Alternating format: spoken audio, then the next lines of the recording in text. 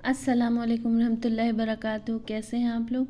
अल्लाह से दुआ है कि आप सभी को अपनी हिफ्ज़ व अमान में रखे, और अल्लाह से दुआ करती हूँ और उम्मीद भी करती हूँ कि आप सब पर अपना रहम फरमाए मेरे अल्लाह, और आप सभी लोग अपने घरों में खैरियत से होंगे। तो चलिए भाई, हम क़ससुल अंबिया सुनाते हैं। तो क़ससुल अंबिया में हमारा जो है चैप्टर हम पढ़ रहे थे हज़रत मूसा अलैहिस्सलाम के बारे में, और जब हज़रत मूसा अलैहिस्सलाम को मोज़िज़े मिले उस वक्त पर हम थे।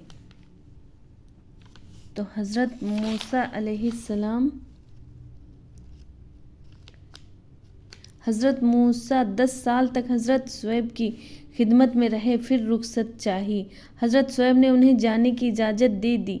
हज़रत मूसा अपने घर वालों को लेकर चल पड़े। 5 मंजिलें तय करने के बाद छठे दिन वह सीना की वादी में पहुँचे। बादल छाया हुआ था, निहायत तेज सर्दी पड़ रही थी। हज़रत मूसा को तूर की तरफ एक रोशनी नज़र आई। उन्होंने घर वालों से कहा, ठहरो, मैंने आग देखी है, शायद वहाँ से कोई खबर ला सकूं, या तुम्हारे लिए आग ही लाऊं जिससे तुम ताप सको।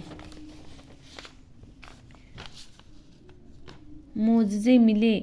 जब हज़रत मूसा वहाँ पहुँचे तो क्या देखते हैं कि एक रोशनी झाड़ियों और दरख्तों के दरमियान फैल रही है और एक आग सी लग रही है, लेकिन दरख्त की टहनियाँ और झाड़ियाँ तरोताज़ा हैं और वे आग से झुलस या जल नहीं रही हैं।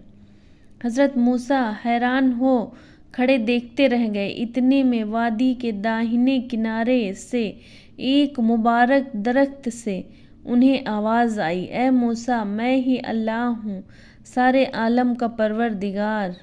हज़रत मूसा सजदे में गिर पड़े। इस तरह की आवाज़ उन्होंने कभी नहीं सुनी थी। हज़रत मूसा ने कहा, खुदावंद, यह तेरा कलाम है या तेरे रसूल का? फरमाया, यह कलाम मेरा है, मैं ही तेरा रब हूँ। तर्जुमा, मैं ही तेरा रब हूँ। अपने जूते उतार दे, तू पाक वादी तुवा में है। मैंने तुझे चुन लिया है, जो कहा जाए उसे सुनो। बेशक मैं ही खुदा हूँ, मेरे सिवा कोई माबूद नहीं। बस तुम मेरी इबादत करो और मेरी याद के लिए नमाज पढ़ा करो। इसमें शक नहीं कि क़यामत की घड़ी आने वाली है। मैं उसे छिपाए रखूँगा ताकि हर शख्स को उस कोशिश का जो वह करता है बदला दिया जाए। हज़रत मूसा पर इस तरह खुदा का ख़ास फजल हुआ और नबूवत भी अता हुई। अल्लाह ताला ने पूछा, ए मूसा, तेरे दाहिने हाथ में क्या है? हज़रत मूसा ने कहा, यह मेरी लाठी है, इससे मैं टेक लगाता हूँ और बकरियों के लिए इससे पत्ते झाड़ता हूँ। इसके अलावा इससे और भी बहुत से काम लेते हैं। खुदा ने फरमाया, फेंक दे उसे, ए मूसा। हज़रत मूसा ने उसे फेंका तो क्या देखते हैं कि वह दौड़ता सांप है। हज़रत मूसा डर गए। खुदा ने फरमाया, उसे पकड़ लो, डरो मत, हम इसे इसकी पहली हालत पर लौटा देंगे। फिर फरमाया, अपना हाथ अपने बाजू में दबा ले, वह बिना किसी ऐब के रोशन होकर निकलेगा। इस तरह हज़रत मूसा को यह 2 मोज़िज़े अता हुए।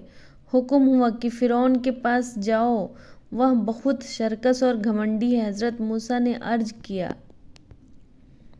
मेरे रब, मेरा सीना खोल दे और मेरा काम आसान कर। मेरी ज़ुबान की गिरह खोल दे ताकि वे मेरी बात को समझ सकें। मेरे घर वालों में से मेरा एक वज़ीर और मददगार बना, यानी मेरे भाई हारून को। उससे मुझे ताकत दे और मेरे काम में उसे शरीक बना, ताकि हम खूब तेरी तस्बीह करें और तुझको खूब खूब याद करें। इसमें शक नहीं कि तू हर हाल में हमें देखता है। खुदा ने फरमाया कि ए मूसा, जो कुछ तूने मांगा वह तुझे दे दिया गया, और हम तो तुझ पर एक बार पहले भी एहसान कर चुके हैं, जब तेरी माँ को इशारा किया था कि वह अपने संदूक को दरिया में डाल दे, वगैरह। خدا نے فرمایا کہ تم اور تمہارے بھائی دونوں ہماری نشانیاں لے کر جاؤ اور دیکھنا میری یاد میں سستی نہ دکھانا۔ حضرت موسیٰ نے کہا کہ میں نے ان کا ایک آدمی قتل کیا ہے، مجھے ڈر ہے کہیں وہ اس کے بدلے قتل نہ کر دیں۔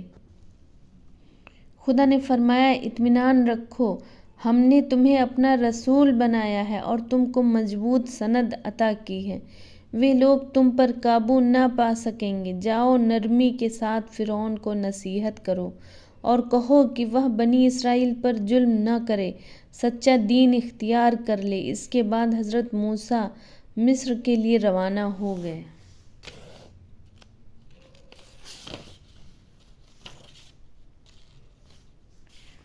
دونوں بھائی مصر میں فرعون کے پاس پہنچے۔ اب انشاءاللہ کل کے ویڈیو میں۔ السلام علیکم ورحمۃ اللہ وبرکاتہ۔